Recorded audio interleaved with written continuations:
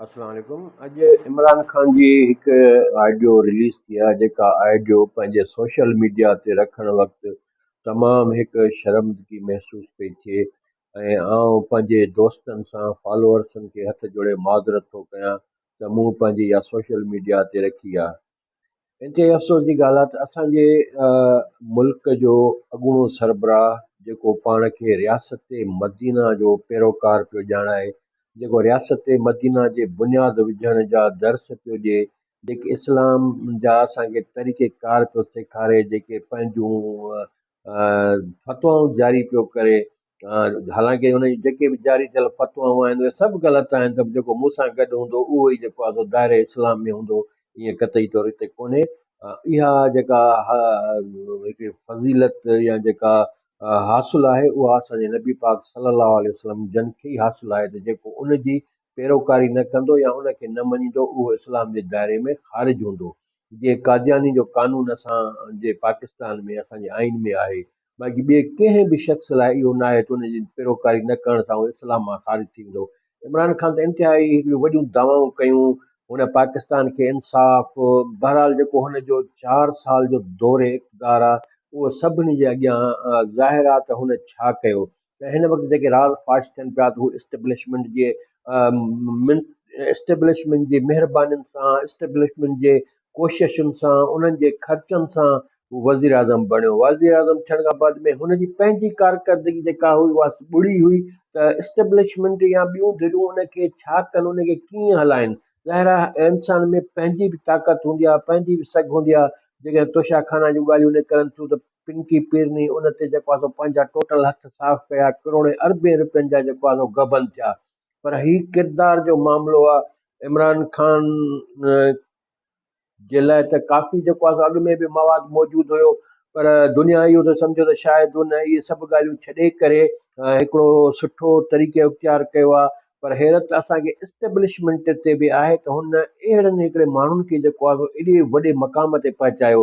जेकॾहिं असां वटि को बि ब्यूरोक्रेट या कंहिं बि पोस्ट ते को ऑफिसर्स मुक़ररु थींदो आहे या को हुनखे जॉब ॾिनी वेंदी आहे त उनजे पूरे किरदार जी जेको आहे छानबीन कई वेंदी आहे, त हुनजो माज़ी छा आहे, उहो कंहिं सियासी पार्टी में न आहे, उहो कंहिं कॉम्पर्स पार्टी में न आहे, हुन ते का केस वग़ैरह त दाख़िल न आहे, घणो कुझु जांचियो वेंदो आहे।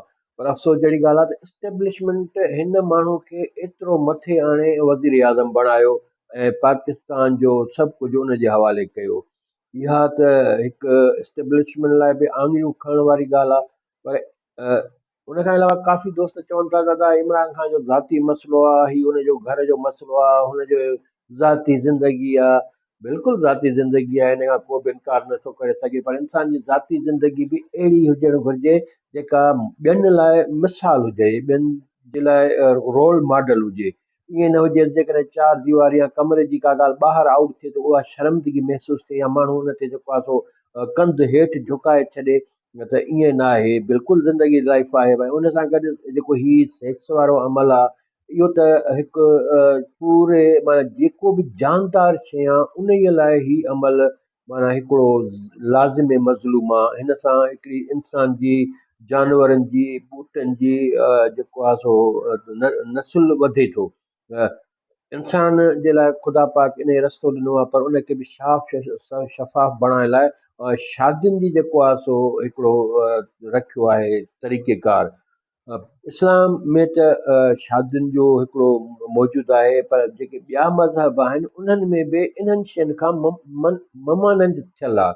माना अमेरिका जे सदर ते हिकिड़ो स्केडल ज़ाहिर थियो त हुन खां पंहिंजी सदारत विञाइणी पइजी वई। जेकॾहिं कूड़ जो को ॿाहिरि दुनिया में त एतिरो आहे, बर्तानिया में या ॿियनि मुल्कनि में, जेकॾहिं कंहिंजो कूड़ पकड़िजे थो त उनजूं हुकूमतूं, उनजी सरबराही, उनजो सभु कुझु ख़तमु थी वञे थो। अञा पाकिस्तान में इहा ॿ नंबरी हलंदी रहे थी।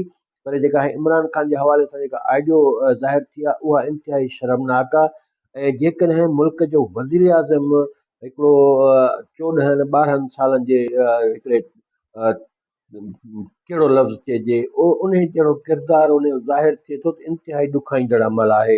इंसान खे पंहिंजे किरदार खे जेतिरो मज़बूत रखिणो आहे, जेतिरो वॾो उहिदो आहे, उन ते एतिरो वधीक ज़िमेवारियूं आयद थियनि थियूं। त हू पंहिंजे किरदार खे वधीक दाग़नि खां जेके ख़राब शयूं आहिनि उन्हनि खां परे रखे। पर इमरान ख़ान जी त इंतिहा थी वई आहे। ऐं जेका मां वीडियो नथे ॿुधणु चाही, पर मूंखे काफ़ी दोस्तनि सुबुह खां फ़ोन कयूं त तव्हां इहा ऑडियो ॿुधो त सही, आहे छा? जॾहिं मूं ॿुधो ऐं हुन में जेके मूं ॻाल्हियूं ॿुधियूं, ख़ुदा जो कसम आहे मूंखे शर्म अची वियो त ही असांजे मुल्क जो, इस्लामी दुनिया जो ऐं उन खां अलावा एटमी क़ुवत रखंदड़ मुल्क जो सरबराह, जंहिं असां ते 4 साल हुकुमरानी कई आहे ऐं असांजी इस्टेब्लिशमेंट उन खे जोड़े ठाहे असांखे लीडर करे ॾिनो आहे। बहरहाल ॾाढो ॾुख पहुतो। ऐं इहा ॾिसो न, बिटा मयार न जोड़ियो। जेकॾहिं इमरान ख़ान जी इहा शइ आई आहे त उन ते तव्हां चओ था त भई पर्सनल लाइफ आहे। पर जेकॾहिं भुट्टे साहब जो या बिलावल जो या नवाज़ शरीफ़ जो या ॿिए कंहिंजी का अहिड़ी शइ हुजे थी, तव्हां उनखे चओ था भई ही त बदकिरदार आहिनि। भई तव्हां सभु हिकिड़ो स्टेटस, हिकिड़ो स्टैंड रखो, इंसान थी सोचो। कंहिं पार्टी खां, कंहिं सियासी नज़रिए खां हटी करे तव्हां इन्हनि शयुनि खे इंसानियत जे बुनियाद ते करणु घुरिजे। उन खां अलावा ही अमल दुनिया में आहे, इंसान बि करे थो, जानवर बि करे थो, पखी बि करे थो।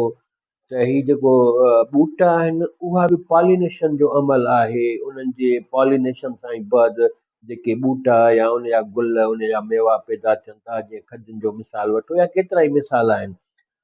पर जानवरनि बि कनि था। जानवर ऐं इंसान में इहो फ़र्क़ु आहे त जानवर जे लाइ उहो ज़हन न आहे, उहो दिमाग़ न आहे, हू किथे बि इन शइ खे माना हिजाब या इहा शइ नथा सम्झनि, पोइ हू हर हंधि शइ आहे। पर इंसान जे लाइ इंसान जो ज़हन आहे, इंसान जो दिमाग़ आहे। उन दिमाग़, उन ज़हन जे आधार ते इंसान खे सोचणो पवे थो त ही शयूं कहिड़े तहत थियनि थियूं, बंदि कमरे में थियण जहिड़ियूं आहिनि, पंहिंजी महदूद लाइफ में थियण जहिड़ियूं आहिनि, या पंहिंजे बेड ते थियण जहिड़ियूं आहिनि। त उन हवाले सां अॼु ॾाढो ॾुख थियो त इमरान ख़ान जी इहा ऑडियो ॿुधी मां सभिनी पंहिंजे दोस्तनि खां, पंहिंजे फॉलोअर्स खां हिकु दफ़ो ॿीहर माज़रत कयां थो त मूं हिन खे पंहिंजे फेसबुक ID ते रखियो आहे।